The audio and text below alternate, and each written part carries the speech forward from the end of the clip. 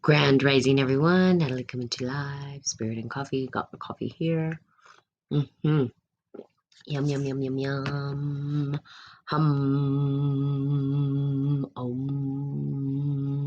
Money pa mayum. Awesome. That is my hymn for today. Om Mani Padme Hum. And if you say Om Mani Padme Hum, my friend in India used to tell me that. Okay, so let's go on. Hey, GP man, what's up? Okay, we're gonna go on to still reading from the Emerald Tablet, Alchemy for Personal Transformation. We'll see how far I can get in before I just start going off on a tangent like I normally do. And whole lectures. Okay, so Balinese was the third Hermes, right? And then that's where we get this 3 times great or thrice greatest Hermes referred to in the Emerald Tablet as we know it. So again, he was Balinese. And I don't even know if I'm totally saying that correctly. Balinas, right. And Balinas discovered the tablet in a cave. And this is where they say he absorbed the tablet's teachings and he brought them into the light of human consciousness. Now, I was thinking about, this morning, I was kind of like thinking there's a distinction between the conscious, subconscious, and unconscious mind. And I think people get a little bit misconstrued about the subconscious mind and the unconscious mind and what that might mean. Now, when we understand the difference between the two, and we understand how we're bringing things to consciousness, now here's the deal. The unconscious mind, which is what mostly Jung, Freud, all of them were trying to describe, is the irrational mind, right? So basically, if we looked at it from psychological perspective or American psychology, if we start looking at it from the Western perspective, the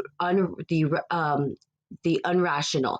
There's no rationality to it. You can't rationalize it. It is the unconscious. The basic premise for this is that it acts in, I would say, metaphors or symbols.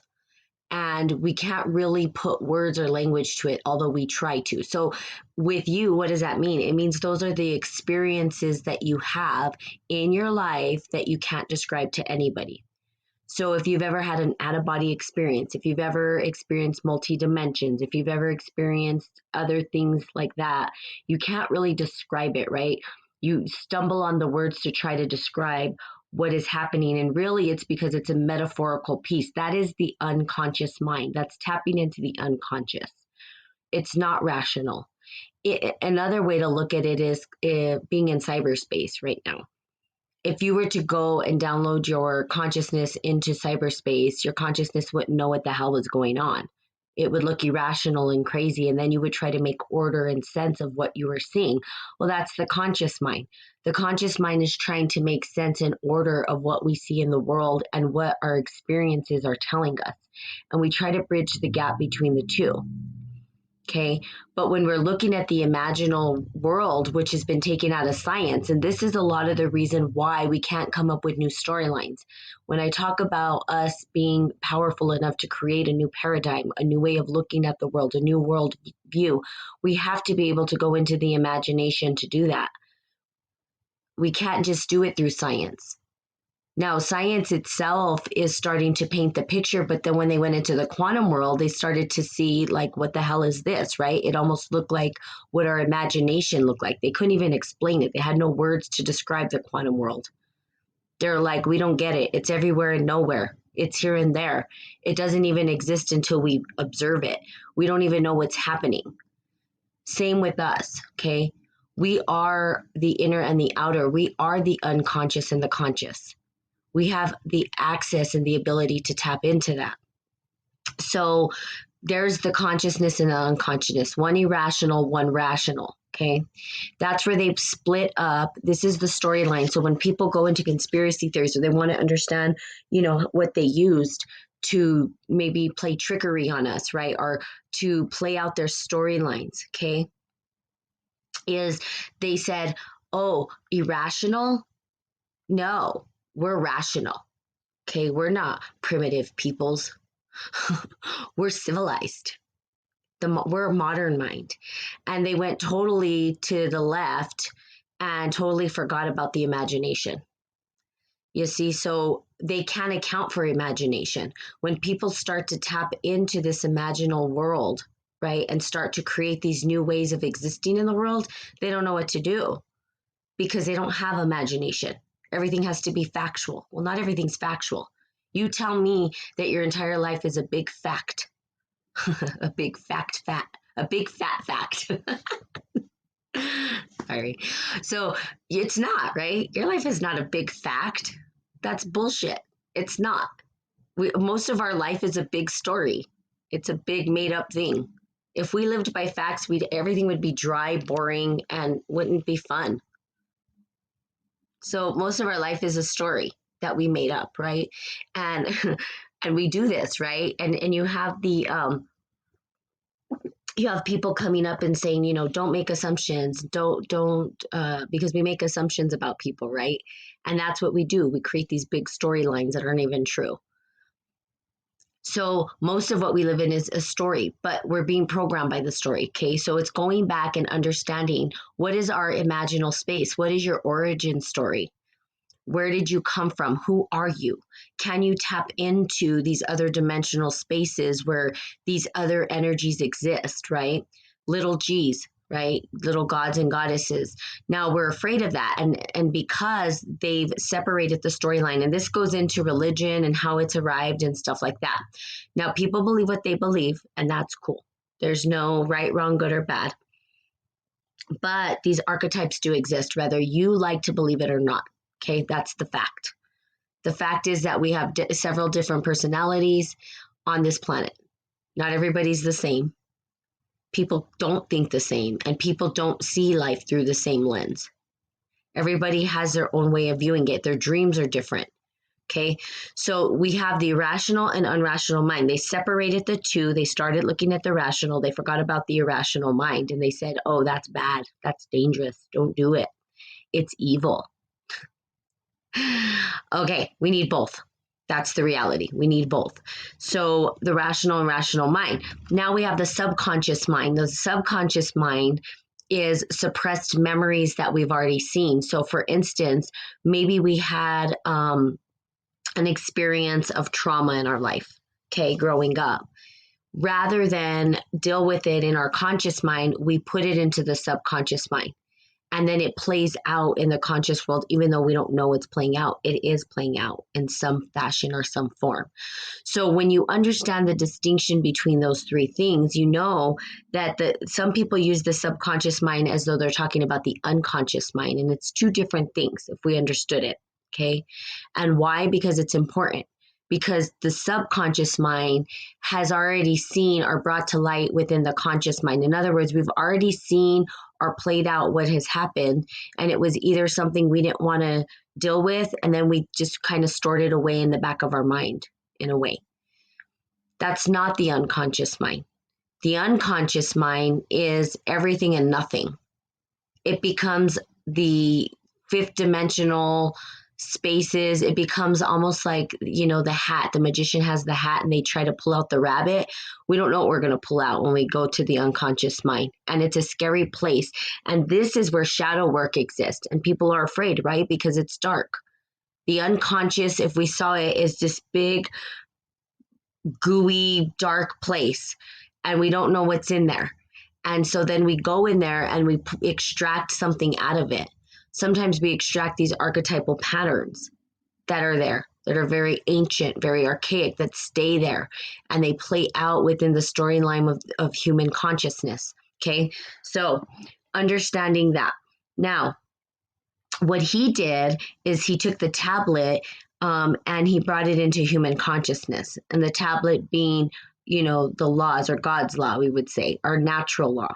Okay, so the tablet, Book of Balinese, the Wise on causes. Okay, what are the causes? Let's see. All of these texts, Balinese describe finding the tablet in the tomb of Hermes. He spent many years as a teacher and a writer in Alexandria. While it is extremely difficult at this late date to name the single true author of the Emerald Tablet, a more basic question remains. Was its author a man or a god? The answer down through the ages has always been both. And whether portrayed as man or god, Hermes is always the revealer of celestial knowledge hidden to mankind and is the ultimate spiritual guide, ready to trick us into following his lead.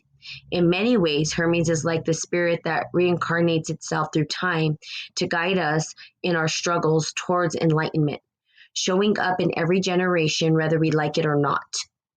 Now, Hermes would be, if we looked at it from the cosmic perspective, what we're going through today, which is crazy. If we looked at what's happening today, right? And we see that there's this weird, distorted storyline that's starting to play out. We're like, what are we seeing? What's going on? I don't get it. I'm in the twilight zone. Let me tell you what, last year, I was in the final episode of the Twilight Zone. Things that I never thought could happen happened. It was weird. I felt like I was in a whole other space and time. Very, very strange. Very strange. I can't even, I mean, one day maybe I'll write a book about it, but it was the weirdest time of my life. And so Hermes, let's see. So we have Hermes coming up, and he's like the spirit who reincarnates himself. That must have been what Henry, Longfellow had in mind. So he wrote a poem of Hermes Trismegistus. And here we go. Was he one or many, merging name and fame in one, like a stream to which converging many streamlets run? Who shall call his dreams phallus? Who has searched or sought all unexplored and spacious universe of thought? Who in his own skill confiding shall with rule and line mark the borderland dividing human and divine? Trismegistus, 3 times greatest, how thy name sublime has descended to his latest progeny of time. Okay, so time being a big piece of it. So we have to understand, well, what is time? How do we utilize time, and what does time mean? And so you guys know that I'm doing these workshops on time because time is a key for us. We are experiencing time. Now we can say time isn't real, that we are conceptually saying this, right? We could say, well, time is an illusion. Okay, fine, cool. But we're experiencing the illusion. So now, how do we take that concept of time as an illusion into an experience? See, there's a difference. We can talk about things all day long. I can sit here and tell you concepts, and you'd be like, yeah, I get it. Cool, this is awesome. But apply it to your life. That's the bigger journey. That is the journey, in fact. Applying these things to your life is what's critical. How do we apply what we're learning conceptually and experiencing it in our life? Rather than just talking about it. See, that's where science messes up a little bit. It's more of an observation and a report, not really an experience. But ask the scientists how they feel. Ask them what they're experiencing. Ask them if they're taking care of their health. Ask them what's happening in their body. How do they feel within their body? And guess what? You're going to get a totally different answer. Do you think they're going to say, well, blah, blah, blah, blah, blah? No. They're going to say, I feel like shit, or I'm not getting enough rest. You think science is going to fix that? No, you yourself as the experiencer are going to fix that. You have to put something into motion. You have to be able to experience. Or if they say, science says whatever it does, and then we apply it, and then everything falls apart, right? You have to apply it to see if it works. You can't just say factually, yeah, I see that cup. Okay, great. And what? So what? Now what? What do we do with the cup? How do we experience the cup? What are we supposed to be doing with the cup? So we get left brain very far away from, right? And time, again, is important. We can't say time doesn't exist within this 3-dimensional space because we're experiencing it. Now we can name it something different. They named it, they did calendars I mean, that's an ancient practice, right? The Mayans, all that, they have calendars to mark the time. They have, they were looking at it. And if we saw it from, let's just say, ancient mind, right? Where we didn't have digital technology, which I don't even know. I'm going to say we did have digital technology back then, but let's just say, according to anthropologists and archaeologists and whatever biologists, that we were just primitive and we just looked at the sun coming up and down. We were still using calculations of the sun and the moon to start to come up with the concept of time. So time did exist to us. It's very real to us. Now, we can say it doesn't exist when we look at the quantum world, but how does that apply to your life now? You try to apply that to your life. See what happens. Try to go back in time. Try to go forward in time. Can you? Try to stop time. See if you can. Slow time. See if you can slow down time. Can you? So we can conceptualize it. We can say, yeah, when we look at it, time really doesn't exist, but we're still experiencing it. So what do you do with that? That's what's important about this work, right? I could sit here and talk about concepts all day long, and I could talk about making it sound so beautiful, but the reality is we got to apply it to our life. We got to get out there, and we're the warriors, right? We're the warriors that are out there doing the work. And so when you get out there to do the work, you're experiencing something. Someone slaps you, you're going to feel it. It may not hurt, but you're going to feel some sensation in the body. Taste.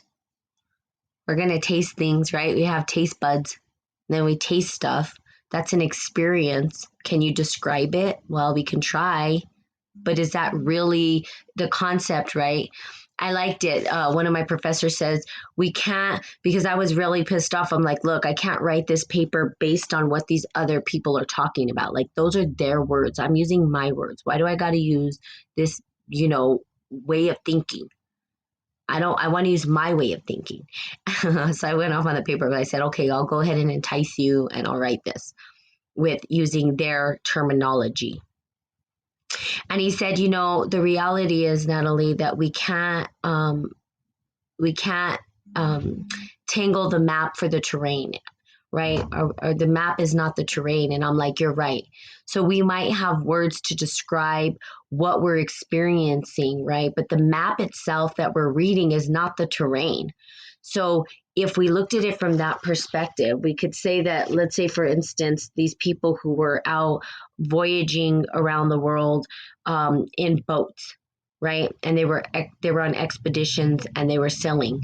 They might have had a map, but what if a storm came? The map can't predict that, right? And there's an experience going through what the map is telling us. Does that make sense? So in other words, the map isn't the terrain. Same for you. You might have a map for how you see the world, but it's still not the experience of the world the body that you live in. You still don't have, words cannot fully describe or explain, neither can facts and neither can science. There's this space within us, this imaginal world within us that exists that words will never be able to explain. We can even use symbols. We can use mathematics. We can use whatever it is, but that still it's still not the experience that we're having. So we pull them together, okay? Trying to describe is like having to discern who actually won't look at the story. Funny, yeah. So there's a distinction there, okay? So understanding that, again, the conscious, subconscious, and the conscious and the unconscious mind, very different things. Understanding from who's talking. Are you talking from what? From the subconscious mind, the unconscious mind, or the conscious mind? The conscious mind, here's another thing that I want to tell you, and you guys probably know this, but I'm still going to say it because people have a very misconstrued idea about an ego and what ego is. It's been, and I'm sure you guys know this, but the ego itself is not a bad thing. People tend to equate ego to someone who's pompous or, oh, I'm so grand and wonderful. That's not ego, okay? Ego is healthy. We need a healthy ego. Ego is part of the consciousness. It's part of our understanding who we are. It's what keeps us alive. The ego itself is helps us to see fear or see threat when it comes, and helps to keep us alive. So we need a healthy ego. An ego allows us to even view what's happening in the conscious mind. It allows us to be the witness of everything. So the ego is important to develop. If you don't develop your ego fully, you end up with this sort of false self. And I've been doing a lot of research in narcissism and trying to understand what does it mean? What does that truly mean, right? Why? Because narcissism is a word that people are throwing around and very lightly. Oh, everyone's a narcissist. Well, to really understand what that is, and I started to read, and it's quite interesting and kind of sad in a way, where the ego doesn't develop fully. See, people think narcissism is fully developed egos where people think they're perfect. That's not it at all. In fact, it's quite the opposite. The ego doesn't develop fully, so it can't even recognize what's real and not real, because the ego itself can determine what's real and what's not real. It has this self-awareness built into it, where the ego in a narcissist is broken and this false sense of self shows up. And rather than the ego driving the car, we have this false sense of self driving the car. So it doesn't even know that it's not right. It thinks it's perfect, and it has to mirror other people. It has to be able to control everything around it, because it doesn't have a healthy ego to be self-aware or self-directed. So what it does is it latches onto itself, and the ego dies out. The ego goes away to the background or becomes so small that it doesn't even exist.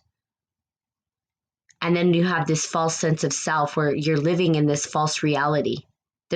You're thinking what is real really happened didn't really happen. And a lot of people with true narcissism forget things. They have like almost amnesia in a way. And they believe that the storyline played out the way they think it played out, because they don't have an ego to really discern what was true and not true.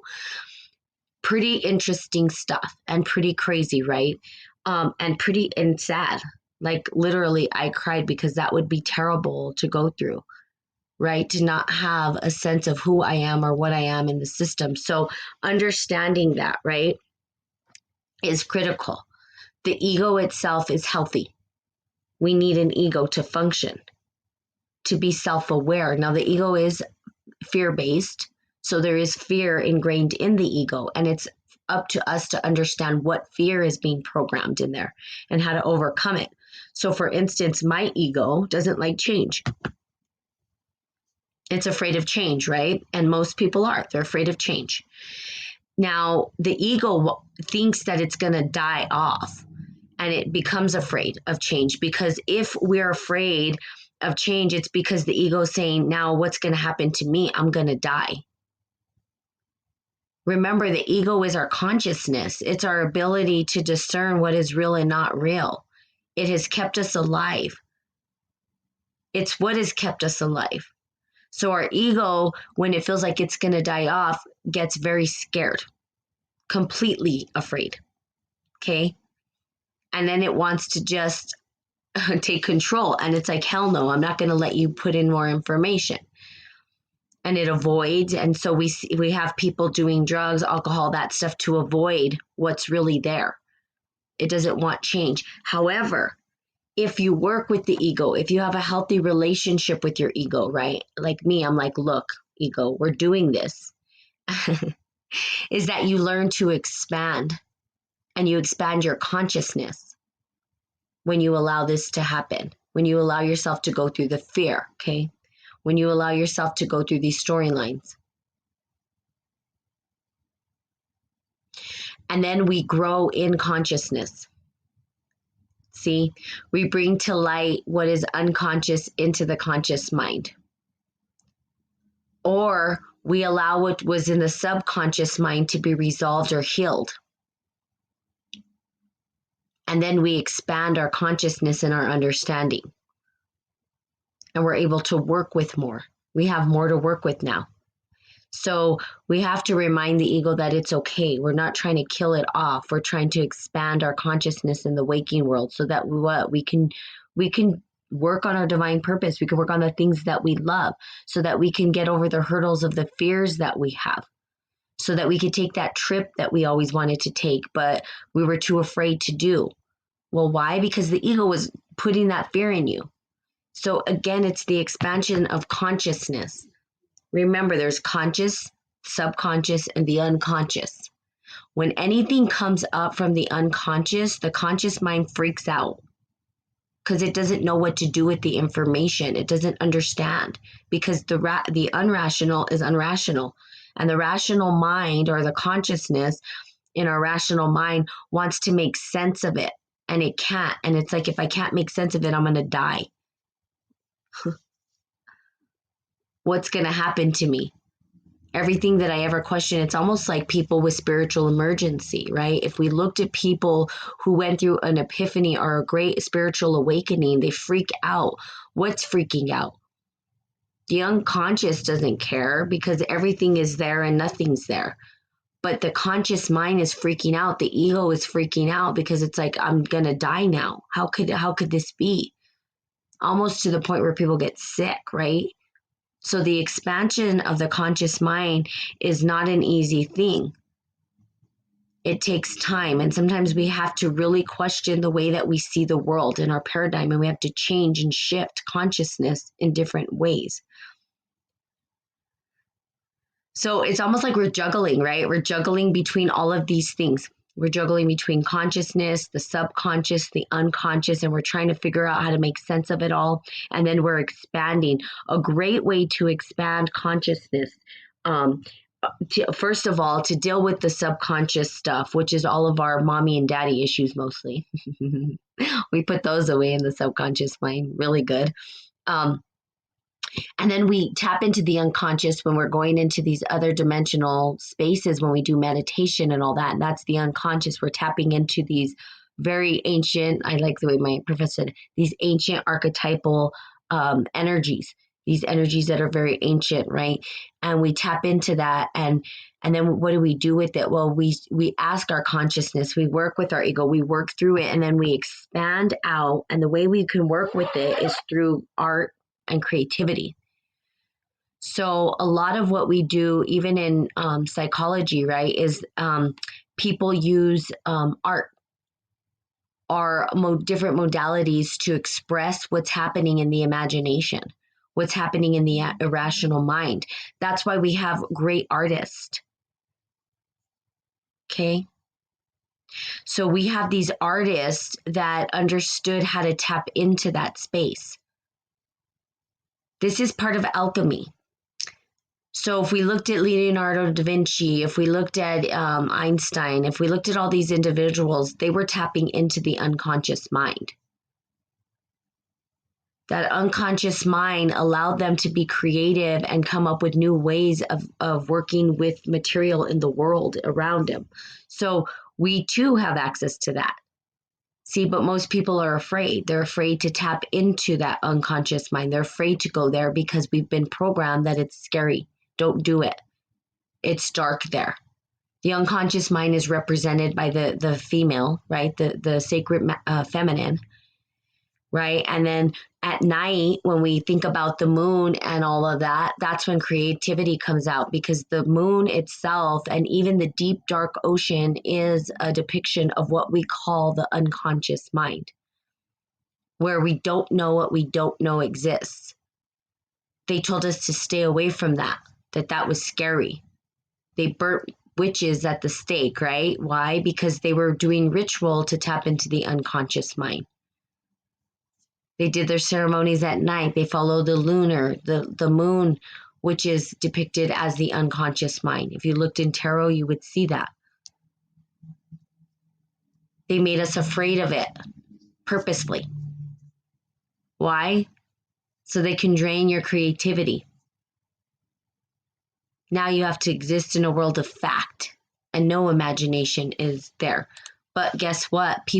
There are people in history who remember this, and they utilize that. And they go and they start to create. And that's why we have these inventions that pop up left and right. And guess what happens to those people? They get swooped up by governments. The government's like, we better control these people. They do. Look at Einstein. Look at all of the people that were tapping into the unconscious and the collective unconscious and creating great works. They even too will tell you they didn't do it themselves, that they got this information from another place in time. Well, they're talking about the collective unconscious, and we all have access to it. It's not like I'm special or they're special or anybody's special. We're all literally have the same ability to do that. Of course, they're going to tell us we don't, because do you think they want a bunch of Einsteins and Teslas and everybody waking up and doing all these things? Hell no. That would take away their power, right? So then that would just create a different paradigm, and their ego is afraid of death. And because they're afraid of death, they're going to hold on so tightly to their storyline. So science should be the answer. Guess what? Science is killing the world right now. Science is killing our planet. It doesn't work in harmony with what's natural.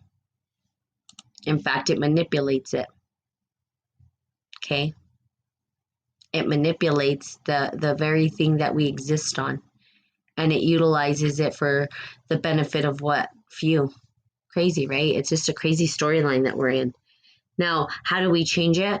Remember who you are. Tap into your unconscious mind. Know that you have the power to do that. And then when you extract that, allow the conscious mind to absorb it. Talk to your ego. Have a conversation with your ego. You're not crazy for doing that. Of course, they'll tell you you're crazy. Don't tell people you're doing it if you don't want to tell anybody. You don't have to. I do. I'll tell everybody. I talk to my ego. I'm like, look, we're going through this and you're just going to have to deal with it and just breathe. You're going to be fine. Okay? This is for our own good. And then you go through it, right? And then this new thing arises and you're like, wow. And then you create something. And then it's like this, like Spirit and Coffee came from that, right? Came from that connection to the divine. And out came this thing. Okay, so it's like a baby that I birthed in a way. And you start birthing these babies. Maybe it's art, painting, maybe it's music. Maybe it's like me, Kung Fu, going to do Kung Fu. It comes out in several different ways and modalities. And so that's exactly what all of these people were doing. That's the language. I don't know that they had a full language, but they understood it. And they were able to allow themselves to tap into that imaginal world. So allow yourself to tap into the imagination. Allow yourself to utilize that space of the unconscious. Don't stay there though. Make sure that you're grounding yourself back into the material world, because you can lose your mind there too. So that's where people tend to lose their mind, is in the unconscious realm. Hey, Linga. So when people get into the unconscious and they stay there, you tend to have people that can't rationalize in the material world. Remember, we need both. We need the irrational and the rational, and we blend them together somehow to create some kind of an order. But if you get stuck in the unconscious mind, guess what happens? You get lost in the ether. Then you're floating out into space without any grounding. I know that a lot of you, and I'm going to just say that, are some people or don't want to be here, right? There's like the other day, there was an individual on here who said, I just want to go home. I'm just done. And then they got off, and I think it was Shadow, and there was something obviously that I said that triggered that response, right? Of, I just want to go home. Well, yeah, we do. It's very difficult. This is not an easy world to live in. But here's the deal. If we find our practices and we ground ourselves, hey, Radio Projects. Hey, Baram. Hi, guys. So if we ground ourselves on the material world, right, we can't stay in the ether. We will lose our mind. People This is why people go what they call schizophrenia and all these things, right? They're diagnosing them. There's nothing wrong with them. They're just not able to ground themselves to the material world. They need more grounding practices than most people because they can't rationalize what's irrational. I mean, you really can't. I mean, it's nearly impossible, but we can create and we can ground ourselves, right? We can ground ourselves here. We are here and now. Whether we wanted to be or not, well, that's a whole other story, but we're here. And so, what can we do while we're here? How can we make the best of what we have now here? I know that the time is weird. I get that the storyline is distorted and convoluted. I get it.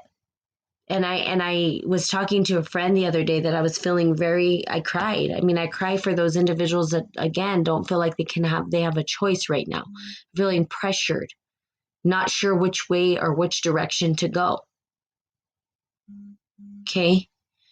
It's going to take creativity, and it's going to take us waking up, and it's going to take us being able to be creative. We have to be creative in the way that we take our next steps in life, the way that we maneuver through. There's always resolve, even though we think there's not. There's always resolve. And there's always the trickster. Right now, we're playing a game of trickster. Gonna take us fooling ourselves. Yeah. Our creativity and trying a new path. Amen. That's it. Trying a new path, which is scary, right? Because we want to rationalize. Here's where it comes in. We are so programmed, left brain programmed. We're so programmed on the rational, what makes sense, that we've forgotten how to have imagination. Okay, we were just talking about this the other day. What happens when you try to play imagination? So, for all those adults out there who play video games, I don't know how many of you guys out here play video games or read comic books, okay, as adults, okay? Say, oh, grow up. That's what they tell you, right? Grow up. You're like a child. So, it's bad to have that childlike imagination, but guess what? We need that. That's what's missing right now is the ability to tap into our imagination to create something new. We're not using our imagination because we've been programmed to think very left brain. If it's not factual, it's not real. That's not true. How can we say that that's true? I'm not a walking fact. I'm a walking experience. I'm experiencing life. I can't describe my experience with facts because the facts are just an afterthought. They're just a map, not the terrain. The map and the terrain are two separate things, but we can try to rationalize, okay? We can try to rationalize the irrational. We can try to bridge the two together, and that typically comes out in symbology. That's why we have, like, when you're looking at like Masons and you're looking at the logos, everything was done in symbology because they couldn't really describe it through language and logos. It's a different thing. You can't, even Carl Jung said it, right? The irrational is irrational. You can't rationalize the irrational because it's irrational. We don't want to get stuck there though, right? Empowering beliefs and assumptions. Yeah, tell me what you mean by that, radio projects. You want to go a little further? You know, it'd be cool is if we had all of the people who are truly like I feel like are on to the next phase of their existence, which I could say radio projects, BRE, RM, Linga, GP Man, with a show with all of us. I wonder if we'd be able to get a word in, any of us. We'd all try to talk at the same time, I'm sure. We're all communicators, right? That to get on a show to really dive into this kind of stuff, right? Because feeling like the audience or the people that are showing up are starting to get that there's something beyond the what we call the conspiracy theories, right? That there's something bigger there. That there's this um, thing that's happening that's expanding, and it's like, well, okay, well, what's next? What the hell are we doing? What do we do with it? We can only talk about it and conceptualize it for so long. Something's got to be done, right? There has to be some movement in it. There has to be a way for us to start to change the dialogue, change the storyline, and start to see different things show up in the world. So, how do we get there? That's the question. And I think that individuals in other parts of the world are actually experiencing this at a faster rate than others. So, I was talking to my friend about individuals in other parts of the world that are actually being faced with, it doesn't feel like a choice. It feels like a pressure, but there's always a choice, right? But those choices, you come to this point where, what do I choose? And what I told my friend is, look, these individuals have children. These individuals have families. So the choices they feel that they make are going to impact and have a consequence for everybody around them. Something I'm never going to understand and something he's never going to understand because he doesn't have children and he doesn't have a family. I mean, he does, he has a mom, but he doesn't have his own kids and a wife and all that. Just like I don't have kids and a husband and all that. I can choose for myself with not feeling maybe that guilt that I'm going to screw up the life of other people around me. So how do we move into that space? Because that seems to be what we're up against right now. So for those with children, those with families, those with that are feeling into doing something, it is going to be a choice. But I always say choose powerfully. How do we choose powerfully into the next phase of our life? I cannot give that answer to anybody, and I never would, because it's not up to me to dictate or determine. So people will tell you, you should do this and you should do that. No, you get to have that conversation with yourself, with your family, with the divine, with the creator, and then choose powerfully the next step that you make. But when you choose boldly. I know what I would choose. But that's not me and I'm not you and you're not me. So for those of you facing those very, very, very tough decisions in your life about what to do next and how to move forward, I highly, highly, highly encourage you to really take time with it. You don't have to do, you don't have to take irrational steps, right? You can actually start to say, okay, courage is necessary. Thanks, Radar Project. Absolutely. Courage is critical at this point, right? Courage and will, divine will. When we think about, I was talking about Moses. Moses has been an archetype or an energy or however you want to call it that keeps coming up because right now we need Moses energy. And Moses again stood with his staff, right? He had courage, he had the will. If we looked at it through tarot, again, through the eyes of tarot, when we look at wands, they stand with a staff. In wands, because that depiction of the staff is actually fire energy and divine will. Courage, right? And the lion we see in strength in tarot, we see them holding the lion's mouth open. And as he's opening the lion's mouth, or she's opening the lion's mouth, what she's saying is, this is my ego, but I have control over it. So when we choose powerfully without having to fight or force, but we stand firm with. See, Moses didn't fight. Of course, they say he had God behind him, right? Who was like, well, I'll fight for you. But he didn't go fighting and killing people. He just said, let my people go. And he had his staff and he was using strength and courage to say that. He didn't have to say, hey, I'm going to just kill everyone. Okay. The storyline, he doesn't, God does. Okay. So whatever you guys believe, but that is the storyline. But still, Moses' energy is needed. Okay. Courageous. So use courage and choose powerfully, whatever your next step is. That's what I'll say. Now, one of the messages I received when I did my outing, I did a pilgrimage and I stood out in the land by myself to talk to my soul and to find out what my soul purpose is. The message I got: everybody deserves safe passage, refuge, and protection. And I wear that as the seal of honor, right? And so for you guys, using the same thing. Everybody deserves safe passage. It is not just for the few. It's not just for one or two people. It's not just for the, oh, this person, that person, or the special. No, everyone.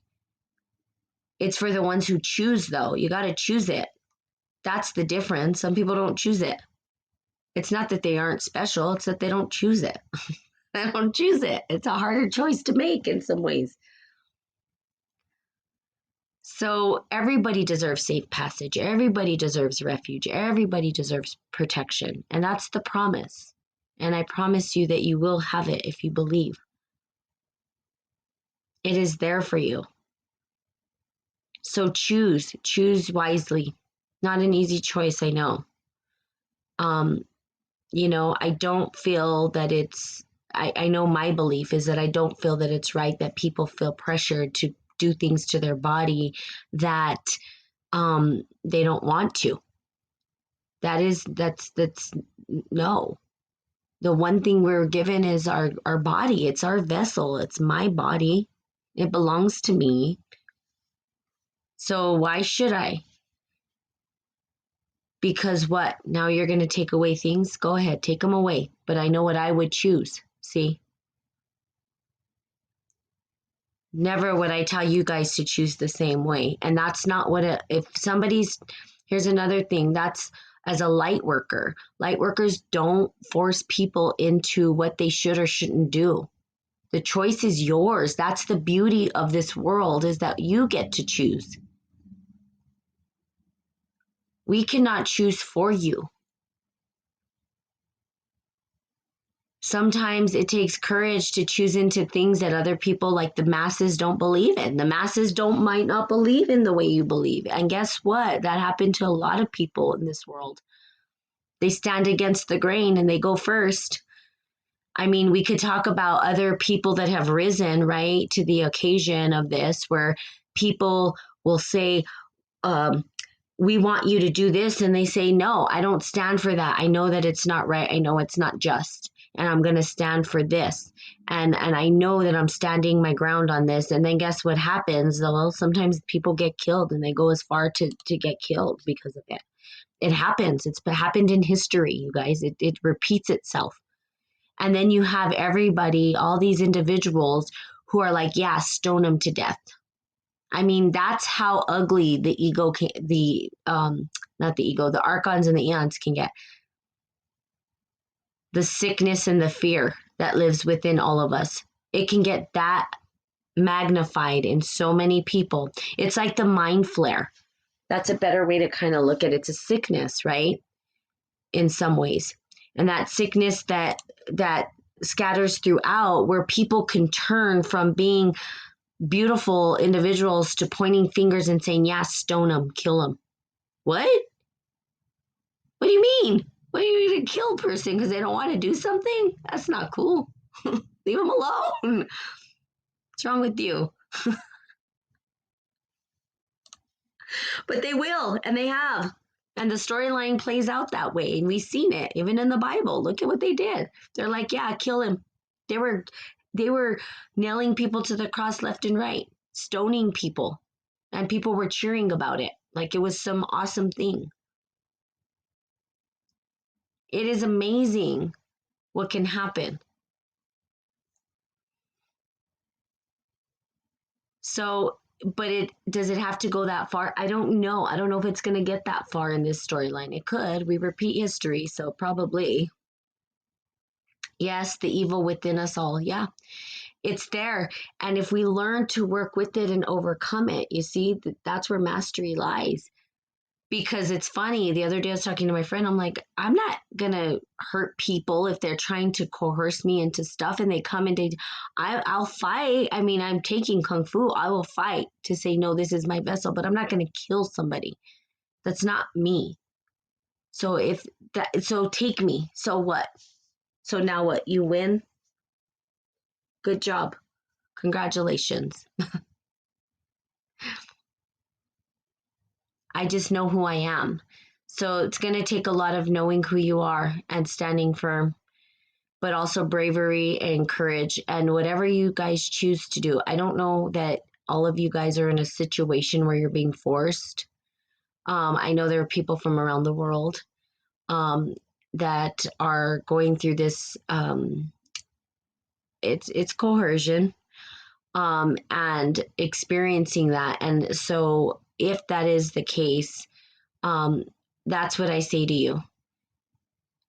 Know what you're choosing and choose boldly and stand firm in your choice, whatever it is, whatever decision is, and whatever reasoning behind the choice that you make is yours and yours alone. Doesn't need to be explained to anybody. There are people who are like, well, I just went and did what I had to do. That's fine. There's no judgment, right? This is not a place of judgment, especially Spirit and Coffee, because that's not what Spirit and Coffee is about. It's alchemy. Spiritual alchemy accepts everything and anything, no matter what. We use it all. So it's not to point fingers that people are bad or wrong, or even calling people sheep is not right. And the reason I don't like it is because we're doing the exact same thing that they're doing. We're becoming them. We just don't even realize it. People are choosing what they choose because they don't know anything else, number one. Are they afraid, number two? And why do we have the right to point fingers at what people choose? We don't. That's not alchemy. That's not light work. Light work says, okay, you chose what you chose. Did you choose powerfully? No. Okay. Well, if you didn't choose powerfully and you felt forced into it, why didn't you stand up for yourself? Why not? I was afraid. What were you afraid of? There's a lesson to be learned in everything. And rather than point fingers and treat people like shit, why don't we find out why? Why don't we have enough care and concern to understand what the individual's going through? I did it because I wanted to save my family. Okay, cool. Do you feel good about the decision? Yeah, okay.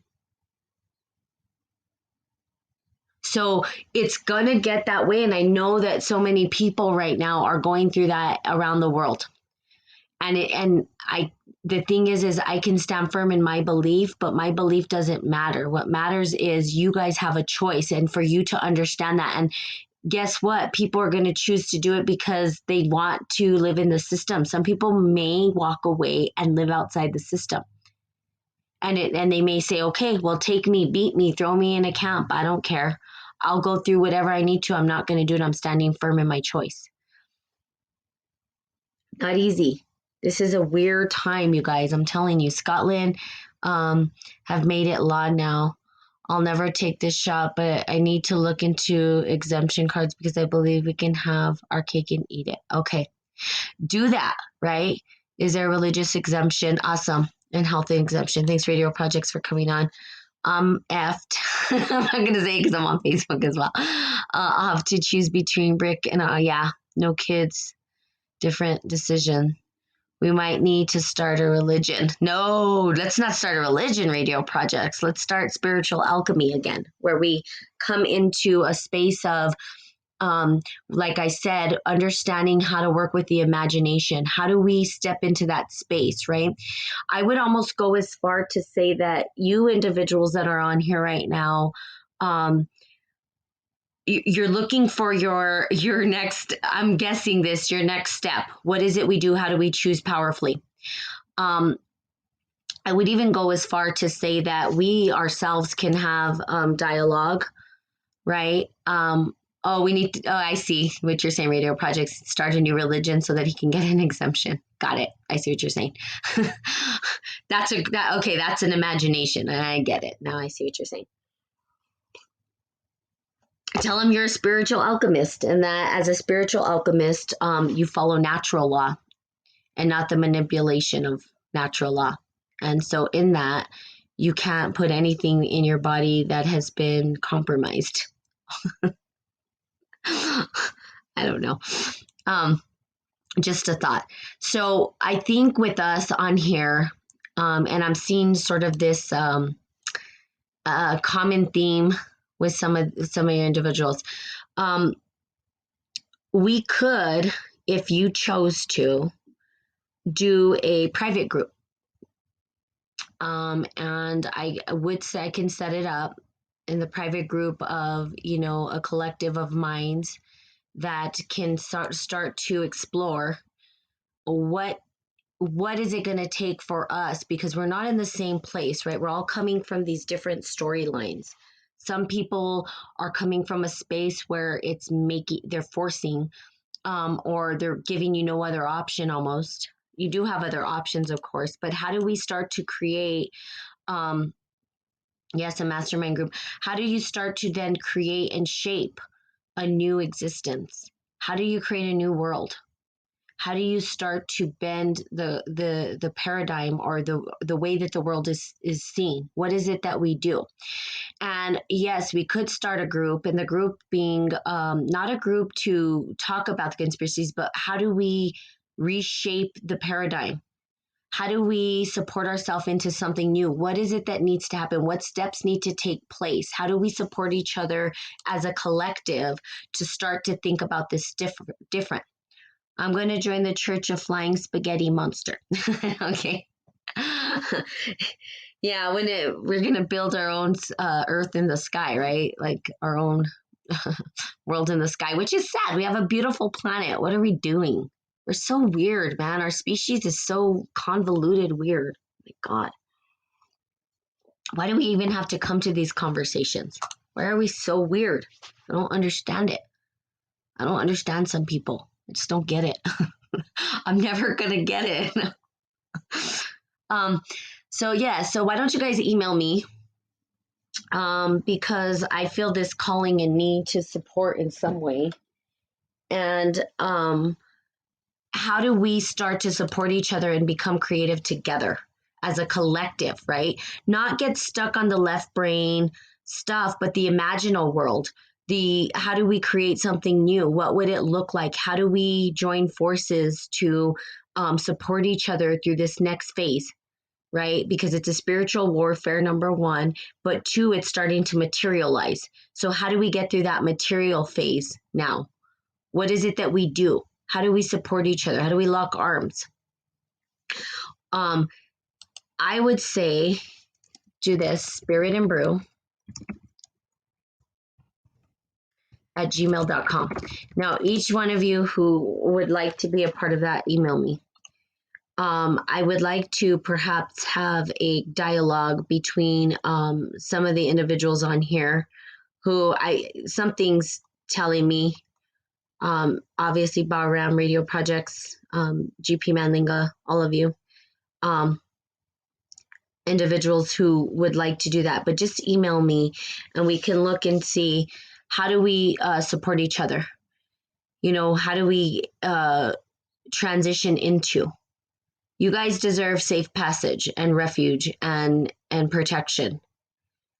How that happens, I don't know, but I do know that it's a promise, and I do know that promise is gifted to you equally, right? It's not just one or two people in the world. It's anybody seeking refuge. So how do we figure that out? Okay, if you guys are interested, just email me. And yes, it could be a mastermind group. It could be a mastermind group. They call it, I forget what they call it. It's not the mastermind. Anyway, I can't think of the word. You might think of it. Will do. Do it on WhatsApp. Okay, we could create a WhatsApp. Just email me. Let's see, Telegram. Okay, I don't know all the different ways that we can communicate that might even be offline or uncensored or whatever. But the Telegram, I don't know what that is. So you guys might have to teach me something new in technology, which is fine. But I'm willing to unite these individuals, pull them together so we can figure out what it is. What do we do? What now what? Right? Telegram is good. Okay, I don't know what Telegram is. Everybody's saying Telegram. I'm glad y'all think it's good. I think it's great. If you think it's great, I just don't know what it is. Send me the details, one of you, Bahram. Maybe, perhaps, I think you're the one who recommended it. We can jump on a Zoom call if you want. Yeah, telepathically Telegram. Amen. Can we telepathically? We could telepathically talk to each other. In telepathy, intellectuality, tell you. Yes. Nettle patala. I can't say it. So there you go. Yeah, let's get a group together. I'm totally open for that. And I can do a Zoom call. We could do Zoom. I don't know if that's censored or not censored. I'm down to just go off censoring if y'all want, whatever.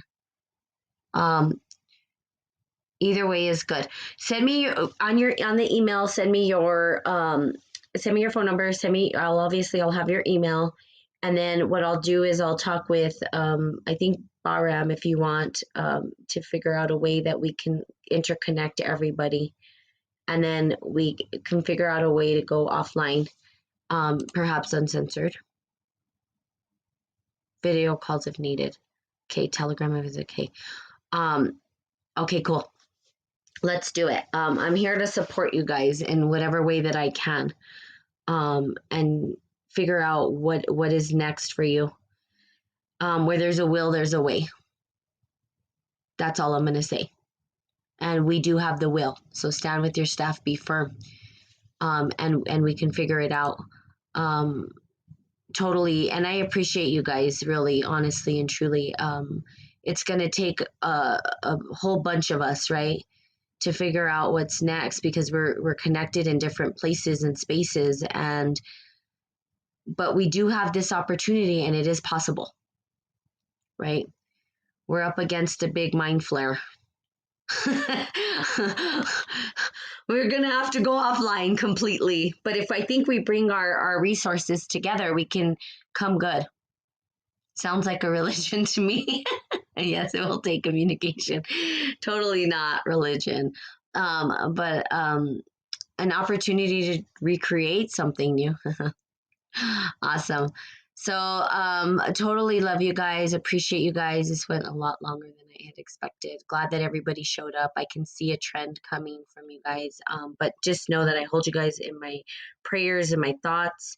And I'm doing what I can on my end to support the best way that I know how. But I want you guys to know that you guys are always on my mind and in my heart. I'm really, really, really, really, I mean, talking about it all day, every day. I had a big kind of yelling at my friend the other day because I'm like, we live here in the US and people taking their precautions to get ready because they see what's happening everywhere else. But I'm like, there's people who right now don't understand. We can't understand what they're going through because we're not going through it. So I had to yell at him a little bit. No, it's not. You don't understand.